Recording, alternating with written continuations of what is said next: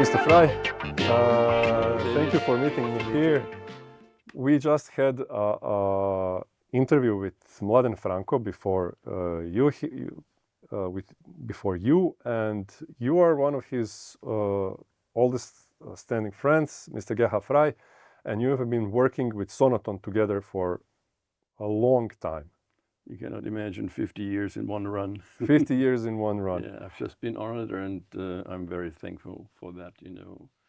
So, but I started to retire now after 51 years exactly. Okay, wow. And but I'm still working a little bit producing for Sonoton, and it's still fun for me to go abroad and make some nice productions. Okay, so you started somewhere in the mid 70s then, and what was your role in Sonoton library record?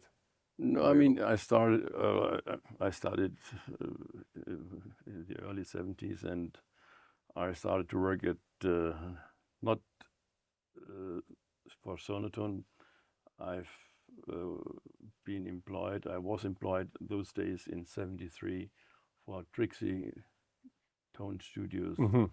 It's located here in Munich, and Mr. Narholz was one of the most important client there, who recorded all his stuff at those studios. Mm-hmm. And Mladen Franko, who's sitting here over there, he was always somehow, let's say, somehow included in all those productions, because he was, I want to say that, you know, not because we are friends or because of our friendship, he was one of the best pianists, you know, piano players, session players in the Munich scene.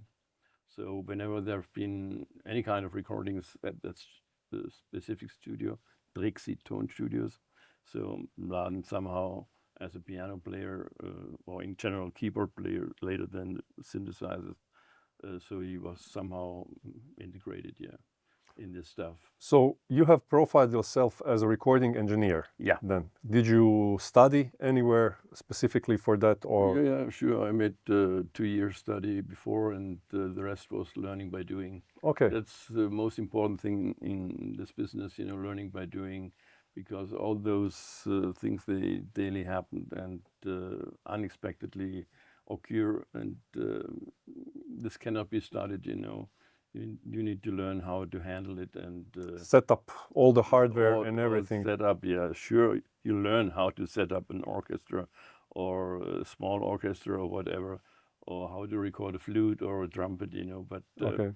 you need to make your own experiences, you know. And this is what I did over so many years, and especially with Mr. Narholz, the owner of Sonoton, and nowadays we got a new CEO, Mr. Alex Black, a wonderful guy, and he's trying to push the company forward to the future.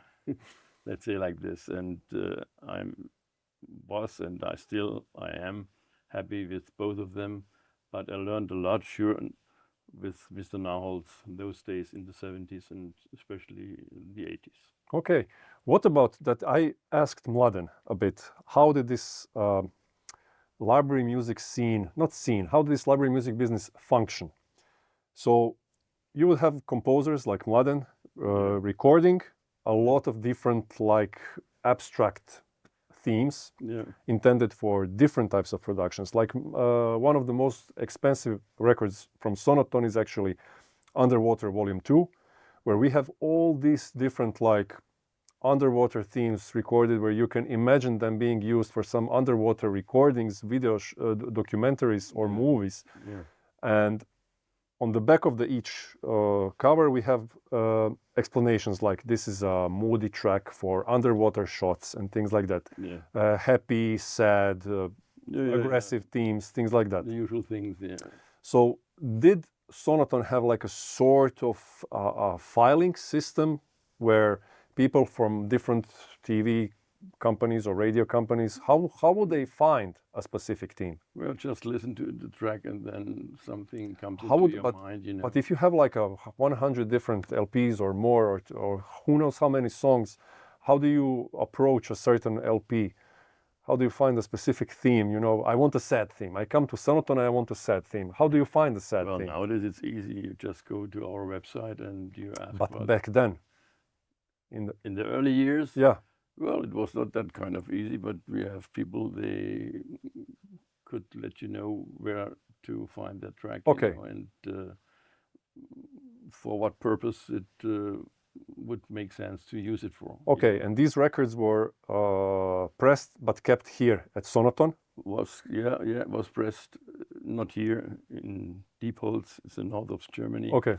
But the recordings mostly have been done at Trixi Tonstudios, and the original tapes have been stored in here in this house. It looks a little bit different now comparing to the early years. Mm-hmm. But all those original tapes, quarter-inch tapes, yeah, and later then the digital tapes are stored in this house. Meanwhile, and that was my job actually the last 4 or 5 years, all of that stuff has been digitized by myself. So yeah, I hope it's good enough for those people. They understand to value quality of music, and surely, I mean, this was done, or the streaming services have been asking for that everything needs to be online. That means digitized. From the perspective of a seasoned recording engineer, Yeah. who has a huge amount of experience, who has your ears are trained to many different types of sounds, productions. Yeah. Do you find discussions of digital versus analog stupid? Can we end this for once from your perspective? You know, I'm born in 1950, so that's not a big secret. So now you know my age or whatever. And I grew up with the Beatles and the Stones, and those days everything has been recorded the analog way. And I still like the analog recordings, and I think, and I mean, and I can hear if it's an analog recording or not. Okay. Sure. Nowadays, I mean, you see, people are asking again for vinyl records, you know, and maybe that's the reason why they still want to hear the crackling and those small little noises, you know. I read an interview with a recording engineer. Not the very clean sound, you know, which is sure.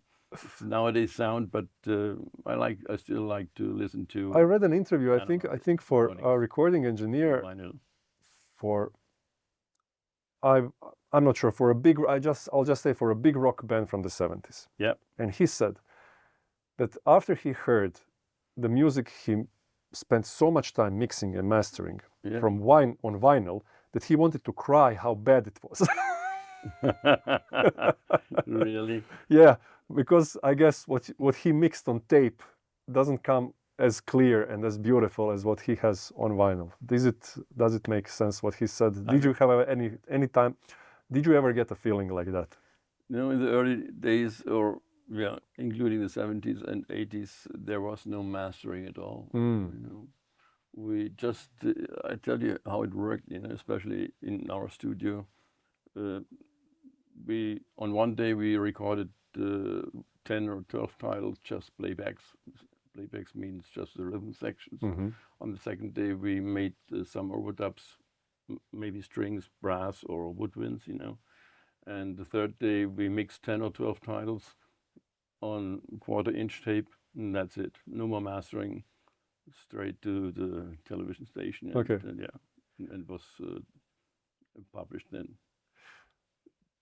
What is when you take maybe some of these records you worked so much to record and invested a lot of time for all these library releases? What type of feeling do you get when you look at all these releases you worked with? Do you remember some of the anecdotes that happened during those periods? I really don't have. I mean, I could say I have thousands of anecdotes on no, and I think we should stick to no, because if I start, maybe we need to record for another 2, 3, or 4 hours, you know. And it's always you always have to be careful if you're talking about anecdotes, you know. You can hurt somebody, and at least yeah, it can make somebody happy, but it can also make somebody angry. What I just told them, you know. I will protect you. And you will protect me, yeah. I don't want to go to the court, you know. So No. or sued. Because Okay, of, let's skip this question. Let me find another question. Which I mean, a small anecdote, you know. Yeah. Maybe Mladen already told you, we did lots of orchestral stuff, you know, especially in Budapest, in Sofia, and in Belgrade before, you know. And those days we've been recording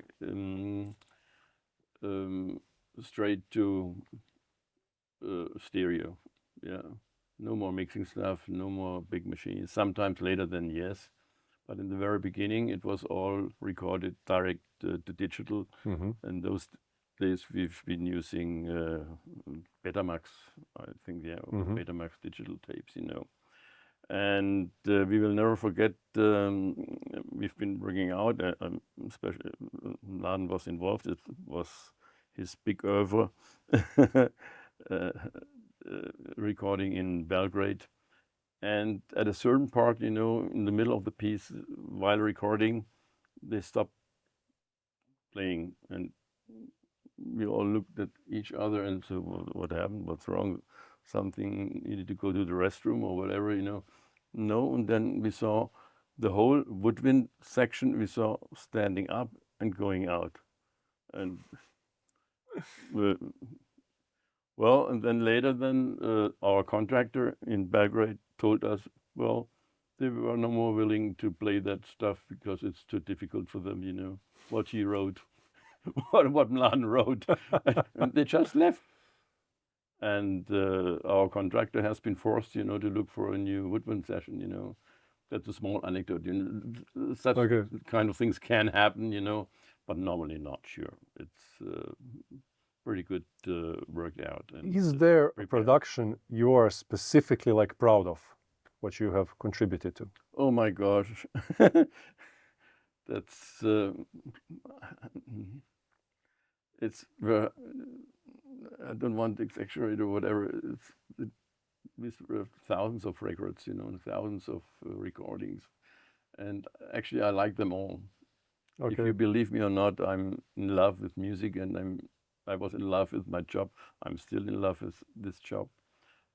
I'm also producing a lot of stuff for Sonoton, still producing a lot of stuff for Sonoton, and I'm proud of that. And but specific things, I mean, interesting things were, and we came up actually, Mr. Narholz and I, in the, was it in the 80s, early 90s, to combine contemporary music with authentic music, you know, which sounds very interesting, you know. And a little bit I got from the previous interview, I heard, maybe I guess I understood right, that was always a problem with intonation, you know, to get, because authentic instruments to combine with synthesizers is very difficult, you know, because if the intonation problems occur, it can clash easily, you know, and this gives you or your ears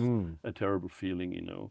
But the sound, I mean, combining both authentic instruments with programmed music was a great success, and we created a series as well here at Sonoton, which has been published and was very, and is still very successful. You were so then used to using all the vintage equipment in the 70s and 80s to do the recordings. Yeah. you must have followed also how the evolution of the recording equipment evolved, and how hard stuff. So how do you like this evolution into digital? Well, it was very much interesting, you know, but you need to learn a lot, and you need to exercise a lot, and to get used to it, because it was a completely different way of recording, you know, and at last, how it turned out later than when you listen back to what you've recorded, you know, and all those new digital systems, they came up then to get used to it. After a certain time, I said, okay, it's enough now. So new generations are coming up, and let them do the job. You know, for me, I was overloaded already with technical stuff, with learning technical stuff, getting used to technical stuff, and that the time went up when I quit actually recording and mixing was 2009 or 10, something like that. Well, yeah, but till then, 40 years in one, maybe it was even a little bit later, but 40 years in one run I was recording and mixing, thousands of tracks. I mean, not, again, Mr. Narholz was just a client, a Sonoton client, in that studio. I've been working for a long time, for 14, 13 years, something like that. And then I decided to become a freelancer, you know. So I was employed, and I've been forced to record everything, you know, everything what went in, and there was no time limit, and that was the time. Actually, you have been forced to sleep only 1, 2, or 3 hours per night. What? Okay. Such what happened to you tonight because of that other adventure in the hotel, you know. No, that, you know, you always had, if you're working that business, you have always a certain starting point, you know. 9 o'clock you start. Musicians are in. We, the engineers and the technicians, and I have lots of colleagues, you know, sure, always with me. We needed to stay in there already 1 or 2 hours before, means at 7 o'clock. And Mr. Narholz was used to start to work always at 9 o'clock. So, but on the minute, you know, and the musicians have to be in the studio already, sitting on their places. So, and 2 or 3 minutes later, Mr. Narholz mostly conducted his stuff himself, and chop, and the recording started. Yeah, and then, so what I want to say, there was always a certain beginning, but you never know. It's a creative work. You never know what time it ends, you know, in the evening. So if the musicians are in a very good condition and feeling well and so forth and so on, then maybe we finished at 7 or 6, 7 or 8, but sometimes until 2 o'clock in the morning or 5 o'clock in the morning. Yeah. Sometimes 24 hours in one run. And the bad thing was the next client was already waiting for his recording next morning at 9 o'clock, you know. So somehow you got that pressure then, which reflected on at last on the quality of the music. Yeah, probably, yes. A little bit, you know. So there are plenty of things I could tell you, especially the recording with huge orchestras, and you know, it's I've been staying together with Mladen Franko and the son of Mr. Narholz, who is also a great composer, arranger in Budapest, and for 18 years, and every year we've been recording 100 pieces orchestra for 8 or 10 weeks. Means we went 3, 4, or 5 times to Budapest for it, you know. So if you count together, sometimes only for 3 days, sometimes for 2 weeks, sometimes for 3 weeks, you know. But 8 to 10 weeks per year, 18 years long, we've been recording huge orchestras stuff and choir. sometimes simultaneously. We went even to Moscow, to the Mosfilm studios, for example. We went to Ljubljana. Mladen mentioned that already before. And plenty of other studios, sure, in the States as well. And that was pretty normal. And yeah, so I made lots of experience also with stuff I was not used to work with, but sure, they provided always assistant engineers. So Okay. I didn't feel alone, let's say like this. But it was a great time, a great experience, and I mean, all kind of creative work is fun, you know. And this is what I'm still planning to do in the future, and maybe looking for some other ways, but it should be connected Okay. with creative fun somehow. Okay. Mr. Frei, thank you very much for this deep insight into the workings of a seasoned recording engineer. David, thanks a lot. Yeah. Thank you.